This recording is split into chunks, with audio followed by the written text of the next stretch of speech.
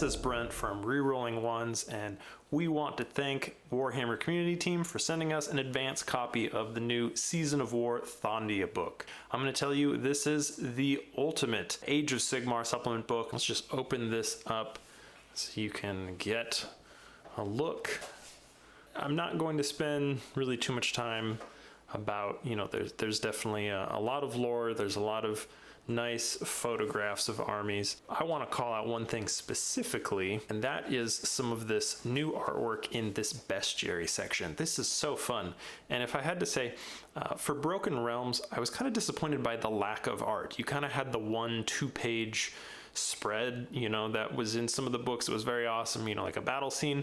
But really this kind of, this smaller art, or even in this case, this black and white art can go really a long ways to kind of continuing to develop the Age of Sigmar world. And I really love that this style in particular feels very Warhammer Fantasy battle. This is very like a Karl Kapinski type of style, where you still get these really nice pieces. Gotta point out this Fellwater Troggoth here. I mean, this looks very similar to an old River Troll art piece, where instead of vomiting on some Empire soldiers, he's chomping down on an alligator. As far as again, expanding the world, there's some stuff in here that we haven't seen before. These are sort of later on we'll see some of the dangerous terrain type of effects, where these types of creatures and plants are coming after you. But again, this doesn't have to be a full rendering. This is a fantastic piece of fantasy art here. So let's dig into the rules here, and this is starting with the new Incarnates. If you're not playing anything else in this book, this might be the one thing that you encounter in the future in your Age of Sigmar games, especially because this is definitely set up for there to be Incarnates in the future. The Incarnate, of course, being this right here, the Kronspire Incarnate of Gur. It's a bunch of beast bones and swirling amber magic. So a little bit about the Incarnates. I feel like predatory endless spells never really lived up to their potential. I don't think they were ever really fearsome enough to turn the tide of a game. And they honestly didn't cause that much hilarious mayhem when they were turned loose either. On top of that, then in 3rd edition, there are a lot of rules to get endless spells working, and honestly, I just don't feel like it's worth your time. But the Incarnates seem like another crack at that idea, and to me it looks like it will largely pay off. And really what I mean by that is they're going to create some big moments in your games. Now there's a lot of rules here to get these things going, but I feel like it's actually pretty intuitive. To summarize it, it's a lot of stuff that we're familiar with. It counts as an ally. It uses all your ally points. It can exceed your maximum ally points, but then it has to be bonded to a hero, which counts as a unique enhancement. I kind of want to look that up and just see, is everybody entitled to at least one unique enhancement? You don't have to earn an additional enhancement there? It's a good question. But if that hero dies, then the Incarnate is going to revert to its wild form, as if it isn't already wild enough. Once it's in its wild form, it's going to treat everything as an enemy model, despite you controlling it. Like I said, I think it's pretty intuitive. I think it's actually going to make a lot of sense, especially when you consider that this thing is 400 points. So they have really not held back. They have made this an exciting war scroll that, if there's a little bit of a rules investment here, it's not this much text for, a 100-point model that's not going to really, make anything too exciting. So Incarnates have levels, and they gain bonuses or change the range of their abilities based on what level they are. Once they reach level 0, they die. They start at level 2. They don't have a wounds characteristic, but instead you total up all the wounds they take in a turn in the battle shock phase, roll 3d6, and if the roll is less than or equal to the wounds they took, they drop a level. So sort of somewhere between Croak and Marathi, you can't kill them in one turn. Since he's starting out at level 2, you would have to do that to him 2 turns in a row, and then he would drop to level 0 and disappear. I will note though, when we go over to his war scroll, there are ways for this Incarnate specifically to gain a level. If he kills a monster, he gains a level, and then making endless spells kind of even worse, he can charge an endless spell and eat it. And if he does that, he also goes up a level. So, starting at 2, you can go up to level 3. And then once you're down to level 0, it is abolished and destroyed. Now, it has a really nasty attack profile here. It's starting with 6 attacks, 3s, -2 Ren, 2 damage, and then 1 attack, 3s, 2s, -3, 4 damage.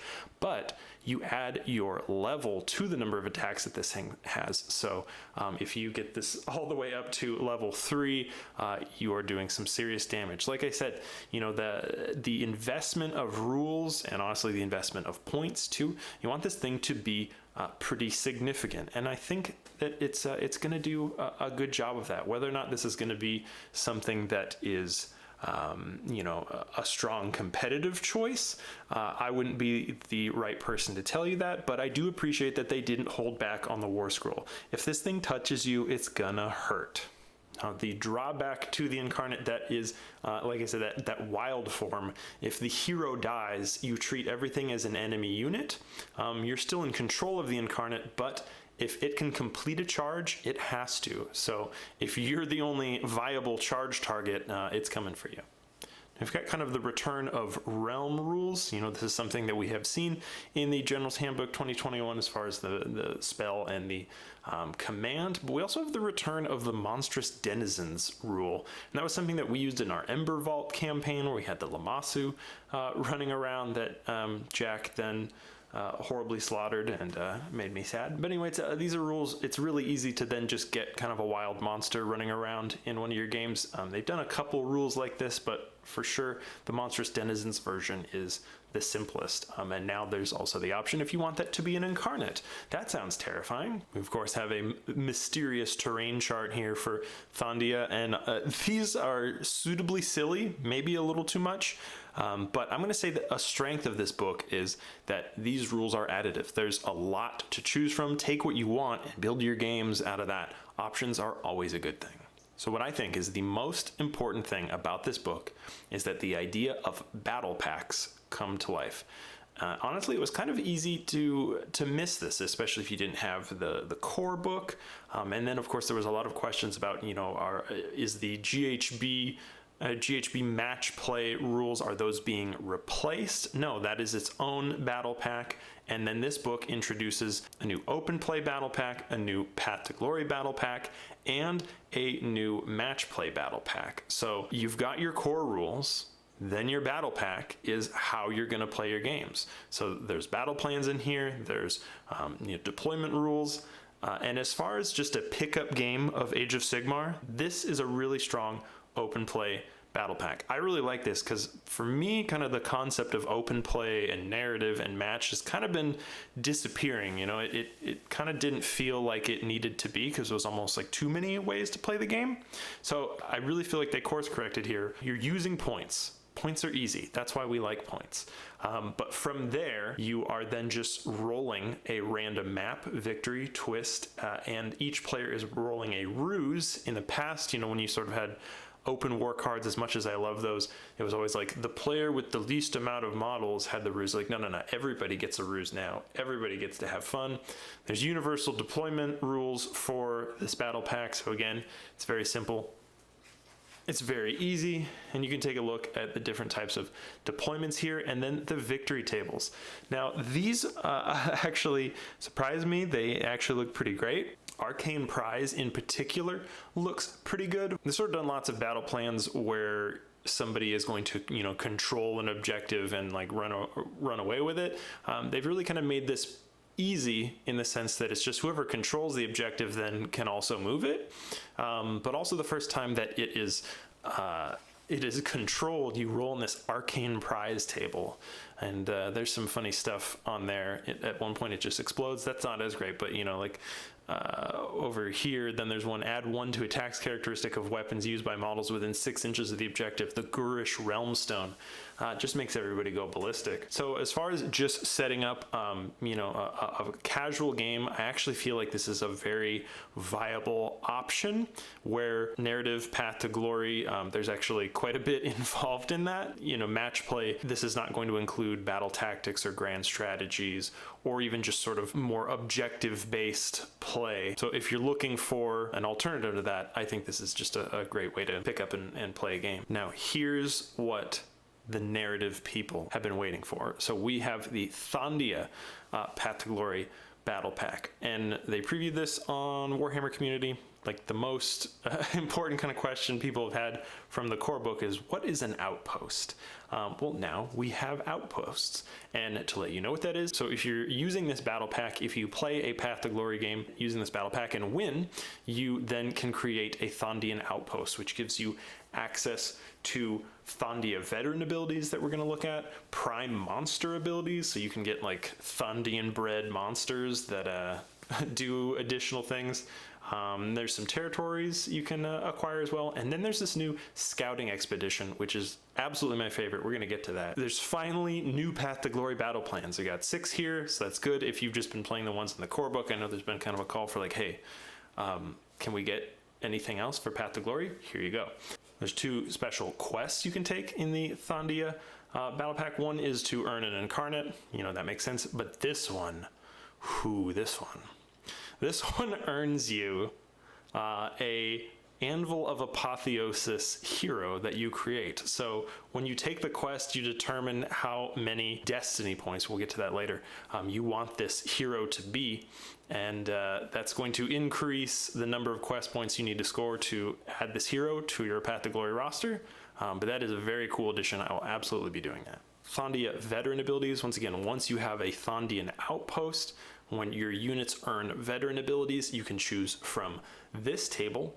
And I really like these because they still feel thematic, but they're not like too specific. These are pretty general without being repeats of the ones that are in the core book. Like this one here, Experienced Rangers. It's a, you know, once per battle move before the start of the first hero phase. That's going to be pretty useful for a lot of people, and also can be very thematic, especially if you're, you know, again, making them Experienced Rangers.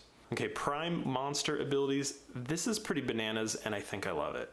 It's when you purchase a monster to join your order of battle, you're just going to roll a dice, and if you roll a 5, it's a prime monster, and you can give it one of these abilities. And again, these are also pretty generic. So it's pretty cool. You can create your prized Stegodon from Thondia with this ability here, Crushing Bulk.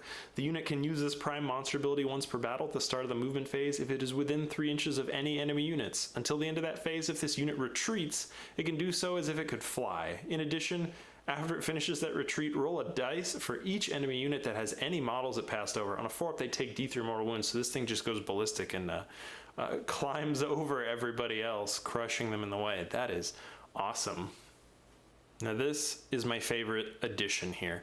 And again, back to being sort of confused by the new Path to Glory. Initially, I was like, what's the point of having units on your roster that aren't doing anything other than to heal them?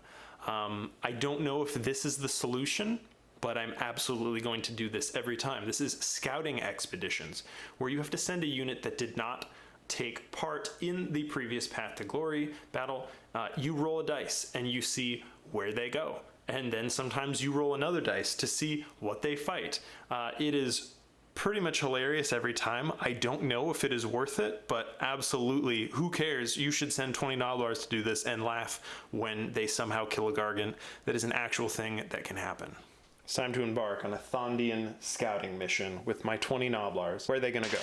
3. They're going to go to the sea and fail immediately. Okay, we're going to re-roll that. So they're instead going to go to the mountains, which is also funny because unless they fly, they also fail immediately. This is their 3rd expedition. So I've played 3 games of Path to Glory at this point. They go back to the sea. It's still the sea. They can't do anything. Game 4, they go back to the mountains. They just can't figure it out. This is and they're back to the mountains again. We're up to number 5. Maybe I should stop sending the Noblars, but I can't. Game 6, do I even have an army at that point? They go back to the sea.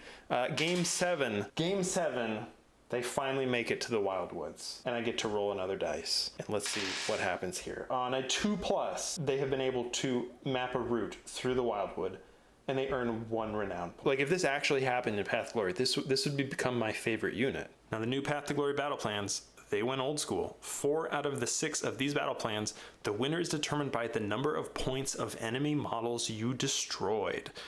There is definitely a fantasy battle fan working on this book, and I'm here for it.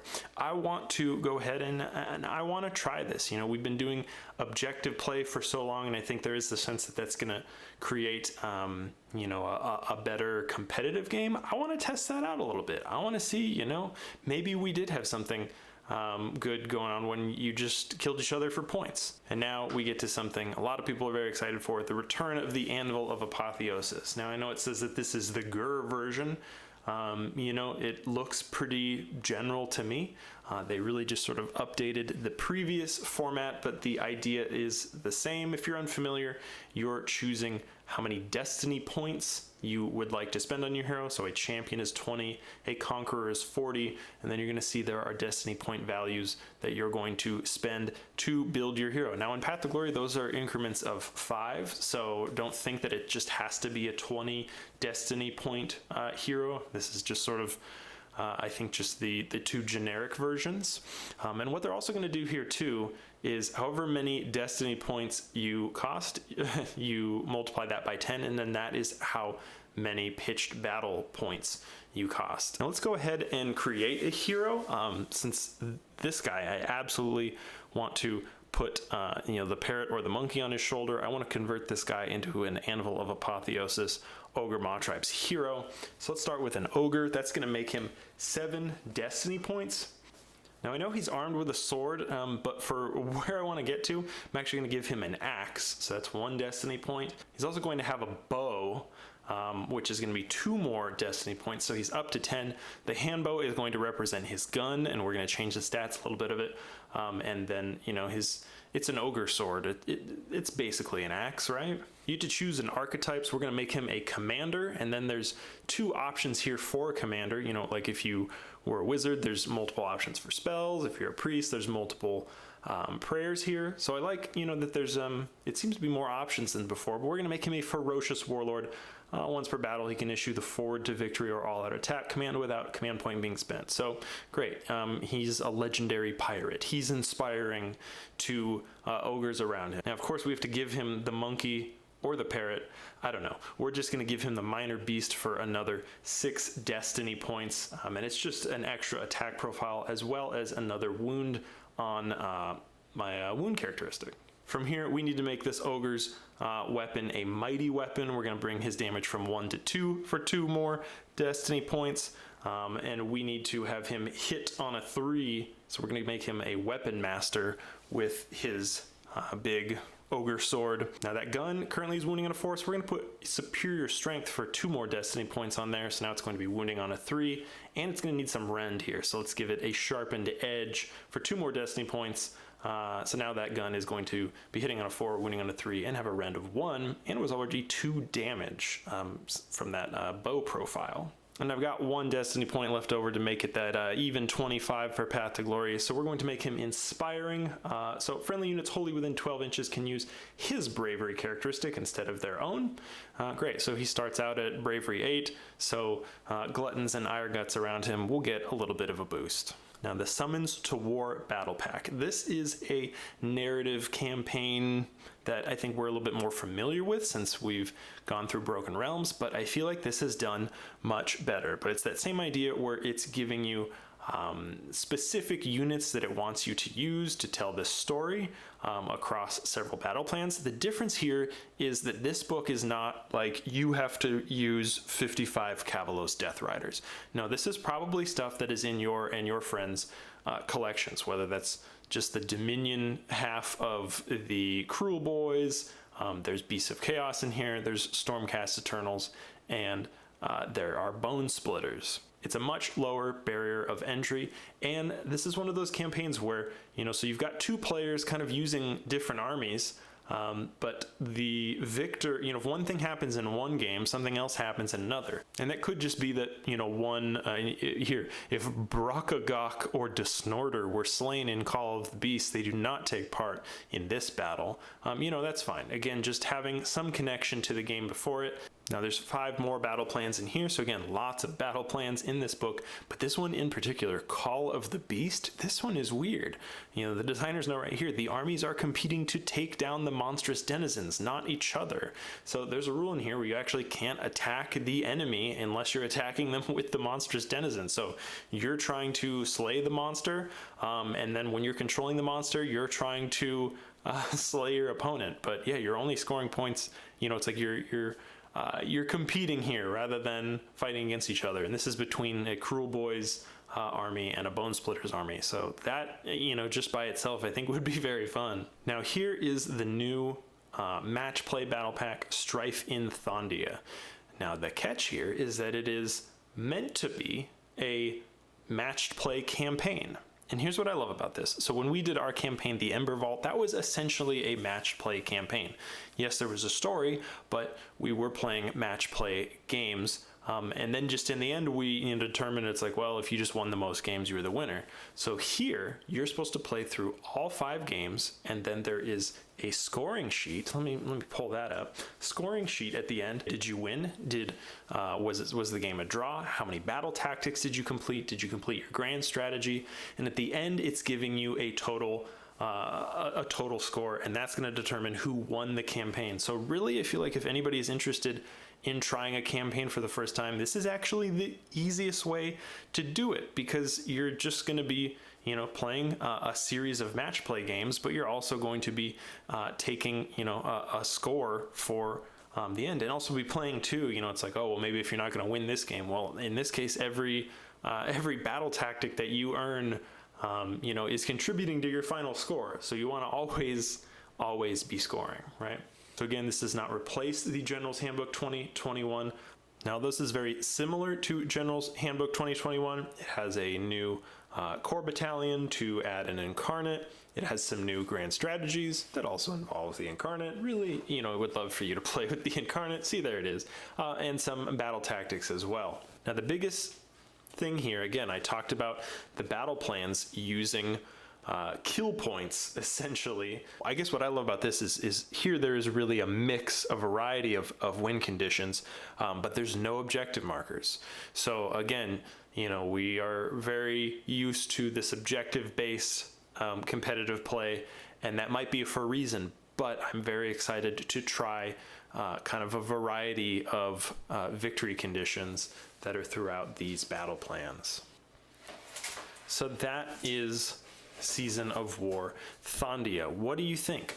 Let us know in the comments what you're excited about in this book, maybe what you're hoping to find, see if we can't answer any questions for you, and then also if, you know, it seems like this is not the supplement type of book that you were looking for, what kind of supplement book are you still hoping to get in Age of Sigmar? For me personally, I'm very excited about this format. I want them to continue and refine just a little bit this type of format, because to me this is everything that I would want to play, and it's kind of just in one place. I really appreciate that. The material in this book really looks worth our time. So once again, thank you, Warhammer Community, for sending us this book. This is gonna go on pre-order. I hope you all check this out. It's really cool.